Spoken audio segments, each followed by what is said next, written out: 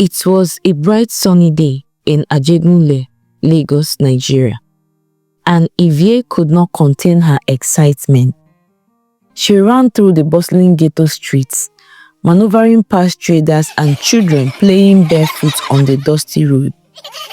Her heart pounding with joy as she reached home, eager to share the good news with her mother. But the moment she arrived, her excitement crumbled. There, on her knees, was her mother Shade, holding her belly, vomiting uncontrollably. Without hesitation, Evie rushed to the drum, scooped water into a bowl, and knelt beside her mother. Gently, she wiped her mother's face, but her hands were trembling. "Mommy, what's wrong?" she asked in worry. But her mother waved weakly. It's nothing, my dear. Maybe it's something I ate yesterday." She cupped her mother's face, trying to lock her eyes with her. But her mother looked away, and in that split seconds, before she turned, Evie saw it. That familiar guilt. She had seen it more than 6 times. "Mommy, no. Tell me it's not what I think." Shade nodded and bowed her head in embarrassment. "How can you get pregnant again? You already have 11 children and we can barely afford to eat." Shade pleaded with her daughter, asking her for forgiveness. Evie was her first and only child from her marriage.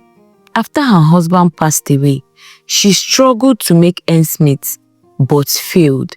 Loneliness and hardship pushed her to start dating again, hoping to find someone who would care for both her and Evie. But she chose the wrong man. She fell deeply for Kanayo, a man who had nothing to offer but empty promises. Then she finally realized he was not serious about building a future. She planned to leave, but then she was already pregnant. Hoping he would marry her, she stayed. 19 years later, that hope had turned into a nightmare. Kanayo never changed. Rather, he reduced her to a baby-making machine. And each time she had another child, Evie was the one left to care for them. As young as she was, Evie carried burdens no child should bear. While Shade worked tirelessly to put food on the table, Kanayo contributed little to nothing, useless both as a father and a provider. "It won't happen again. This is the last time," Shade pleaded, tears streaming down her face. Evie let out a bitter laugh. "The last time you had twins. What if you have triplets this time? That would make it 14 children, right?" Her voice was laced with sarcasm. But deep down, she felt nothing but exhaustion. She shook her head and stepped away. She just needed to breathe. So, without another word, she turned and walked out, fighting back tears as she left her mother behind. She walked through the main road, hailed a taxi, and asked the driver to take her to Lagos' most affluent neighborhood, where the city's grandest architectural masterpiece stood. Though she could not get close to them due to high security, just seeing them from a distance filled her heart with joy, igniting the fire within her.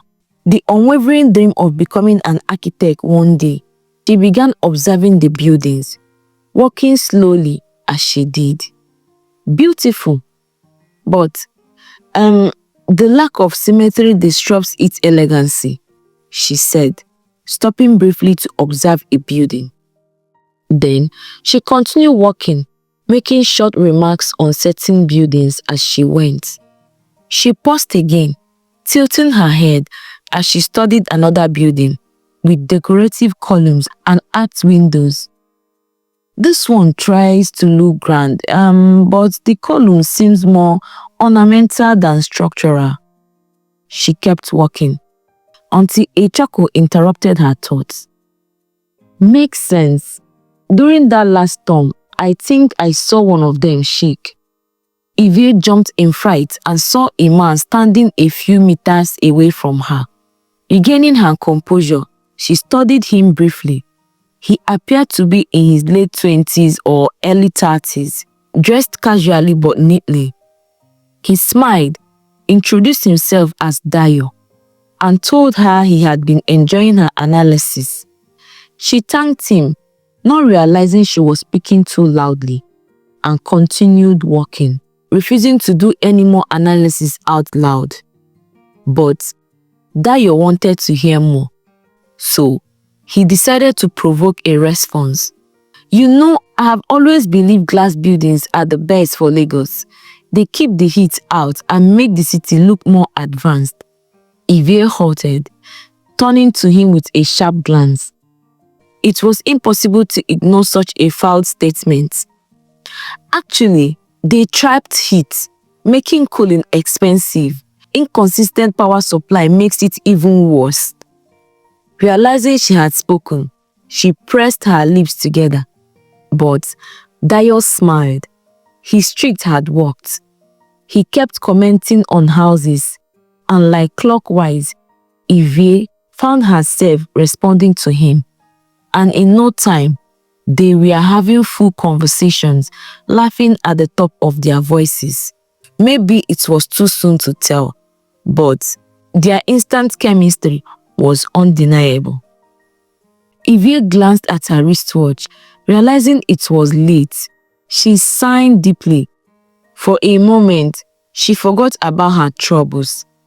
Oh, I need to go. It was nice meeting you, Dayo. Dayo frowned slightly. He had enjoyed her company more than he expected. On impulse, he asked if he could walk her home. Evie chuckled, shaking her head. She told him she lived in Ajegunle. Dayo's brows lifted in surprise. He had never been there, only heard stories about it. Still, he wasn't ready to part ways just yet. Determined, he offered to drive her home. But Evie refused. The distance was too far, and with Lagos traffic, he would barely make it back home before midnight. Come on, you helped me, so it's only fair if I return the favor, he said to her. Evie was puzzled. Helped him? She could not recall doing anything for him. Noticing her confusion, he reminded her of the house with columns that seemed more ornamental than structural. That's my house. At least I know why they were shaking during the storm. Evie's eyes warmed with embarrassment. Had he felt bad hearing her critics, wanting to lighten the mood? She quickly searched for the right words.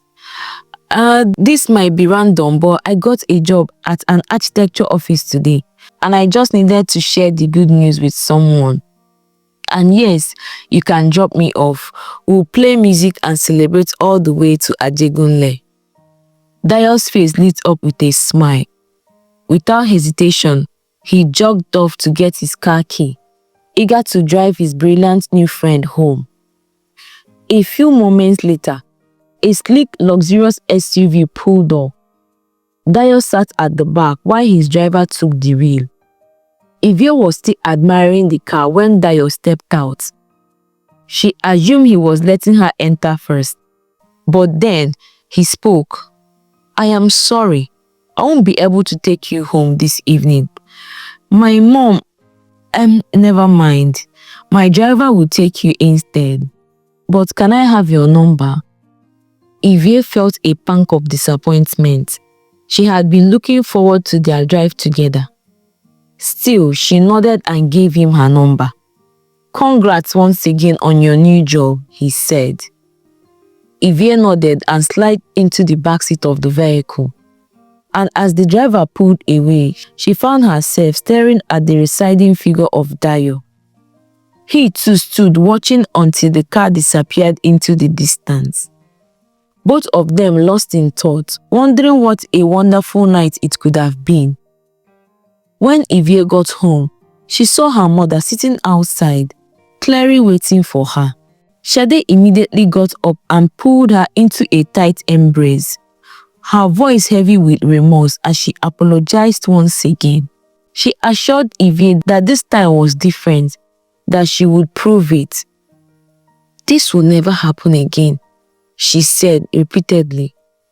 But as Evie listened, she broke down in tears as she recalled how her dreams had been put on hold, how she never finished secondary school or attended university because her mother's burden had become hers. Everything she knew, she had taught herself, relying on YouTube and other free resources. She opened up about her job offer and told her mother that she wanted to take it, but she could decline and help her mother through her pregnancy, considering her younger siblings may not know much as she did. Shade celebrated her daughter but turned her offer down. "My architect," she called out, glowing with pride.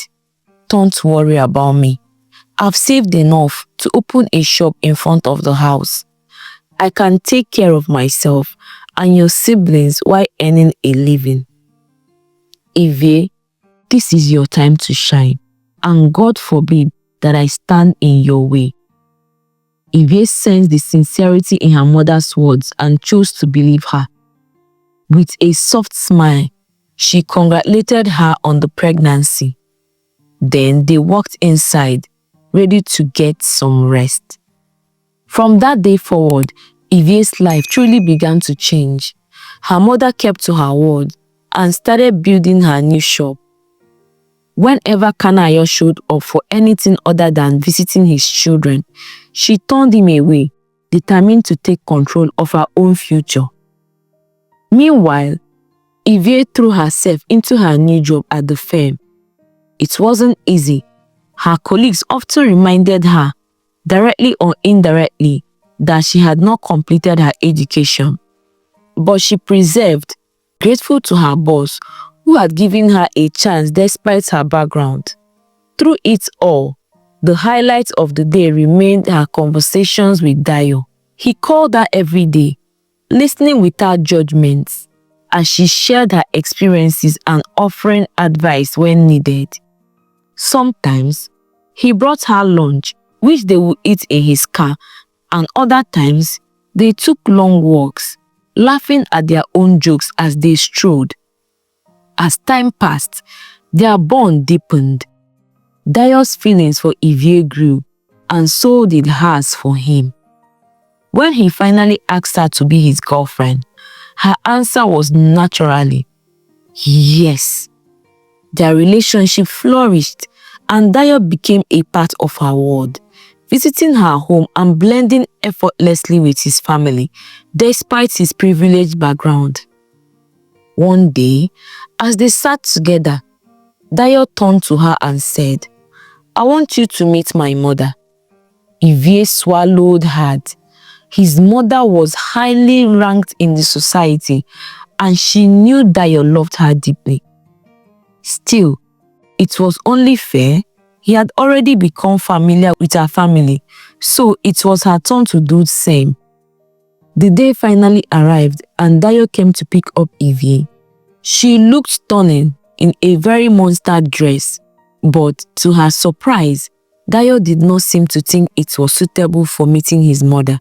Without a word, he handed her a bag containing a dress he had bought in advance and gently asked her to change. Evie felt a pang of awkwardness, but noticed how nervous he was. He clearly wanted everything to go perfectly. Understanding his concern, she obliged and slipped into the dress he had chosen. When they arrived at Dayo's home, where he lived with his mother, they waited in quiet anticipation. Moments later, an elegant woman descended the stairs. Evie watched in awe as she moved gracefully towards them, excluding an air of confidence and sophistication. "That dress looks ridiculous," the woman said, blatantly snapping Evie back to reality. Immediately, Dayo let out a giggle, and instead of defending Evie, he said, "Well, mommy, I told her not to wear it, but she insisted." Evie froze for a moment. She turned to Dayo confused. Hadn't he been the one who gave her the dress to wear? Why was he now making it seem like she chose it against his advice? She wanted to question him, but held back, deciding to let it go for now. The dinner quickly turned into a nightmare. Dayo's mother made one condescending remark after another, criticizing Evie's hair, her job, and even her family. Every time Evie looked at Dayo, hoping he would step in, he either looked away or laughed along with his mother. She felt completely humiliated, sitting there while they made a joke out of her. By the time dinner ended, all she wanted was just to leave there. Dayo offered to drive her home, but before she could stand up, his mother immediately objected it. "Dayo, please, I do not want you to go that area by this time." Without hesitation, Dayo backed down. He did not even argue, didn't even try at all. It was like a robot responding to a command. And then it hit Evie. His mother had been the reason he did not drop her off that first day. But that wasn't the worst part. The real problem was staring at her right in the face. She was involved with a mommy's boy. Days passed, and Dayo kept reaching out to Evie, but she ignored him. He sent countless messages apologizing not only for himself, but also for his mother. He explained that he was an only child. He struggled to stand up to her, especially since his father had passed away. He assured Evie that she meant everything to him and that he wanted nothing more than to spend his life with her. Evie tried to stay firm, but her heart began to soften. She understood what it meant to want to please a parent. She had spent all her whole life doing the same for her mother. Evie confided in her mother about the situation, hoping for guidance. "Dayo is a good man," her mother said gently, "but as long as his loyalty to his mother comes before anything else, he will never be a good husband to you, my love. I just want you to make better choices than I did." But Evie chose to follow her heart instead. She forgave Dayo, believing that he was nothing like Kanayo. He was different, she assured herself. Besides, she loved the man he was when his mother was not around. As the relationship grew stronger, Dayo proposed, and without hesitation, Evie said yes. To her surprise, his mother supported the engagement, but not without conditions. "God forbid!" Evie exclaimed the moment Dayo told her about the mother's condition. "I am not an orphan." His mother could not stand the idea of his son marrying a nobody. She wanted something juicy to tell her friends. So, she decided to rewrite Evie's entire background, turning her into a wealthy orphan whose parents had left behind a great inheritance. Dayo pleaded with her relentlessly. He assured her that the wedding would be small, that no one would ever know the truth. Most importantly, he promised that once they were married, they could finally move away and start life without his mother's interference.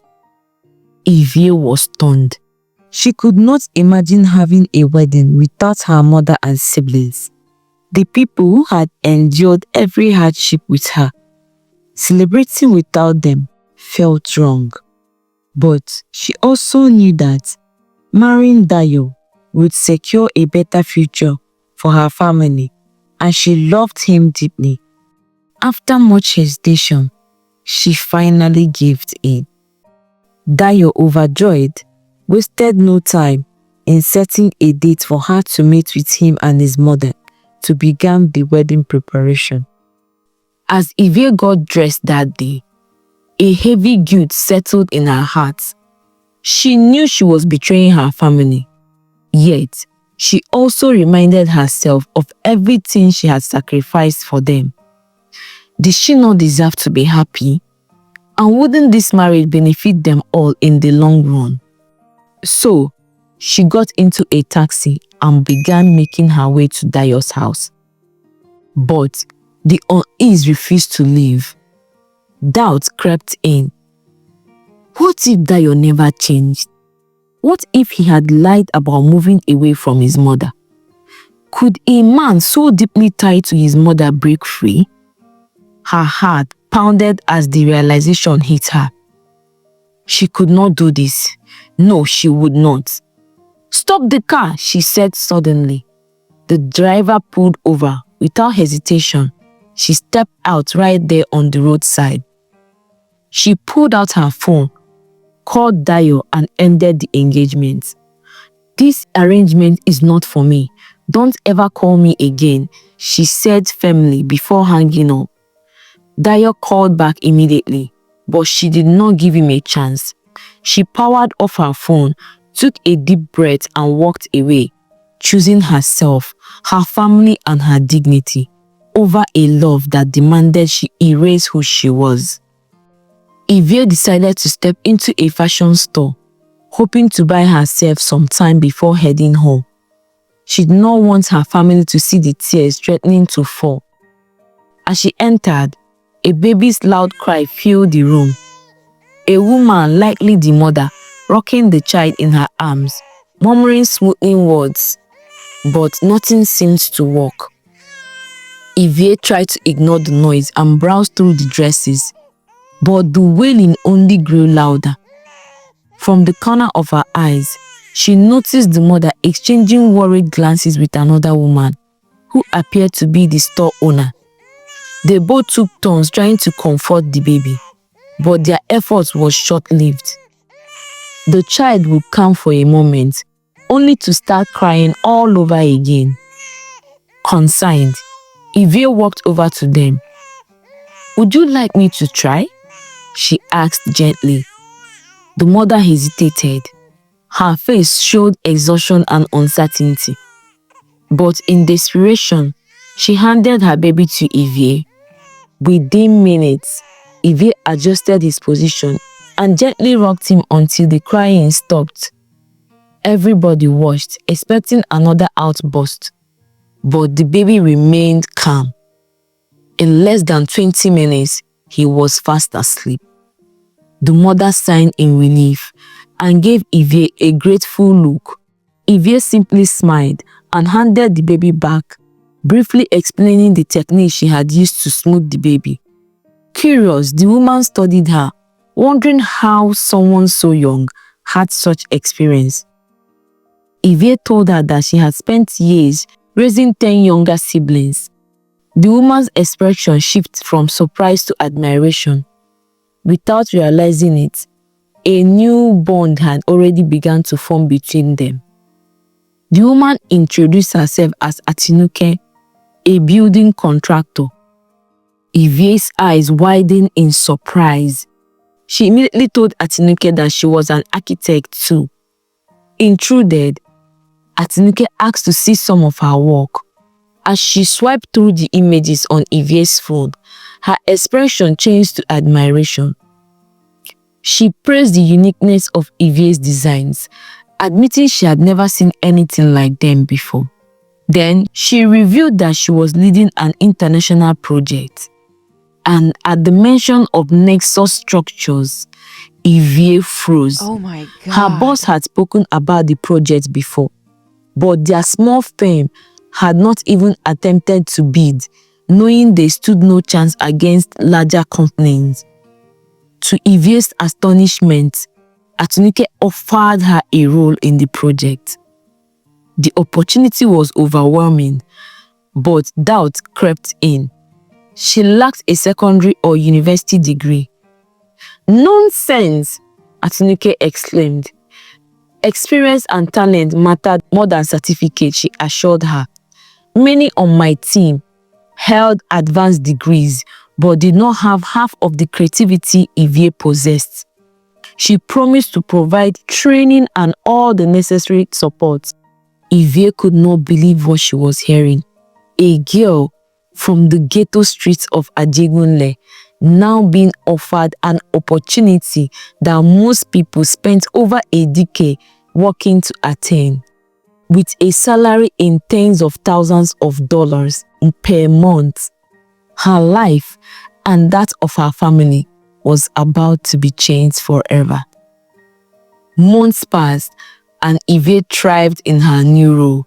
She traveled, worked on groundbreaking designs, and made a name for herself in the architect industry. Meanwhile, her mother's shop flourished. Sade stayed true to her word, becoming independent and proving to her daughter that this time was indeed different. As for Dayo, he tried to reach out a few times, but Evie never looked back. She had chosen herself, and in doing so, she found a future beyond anything she had ever imagined.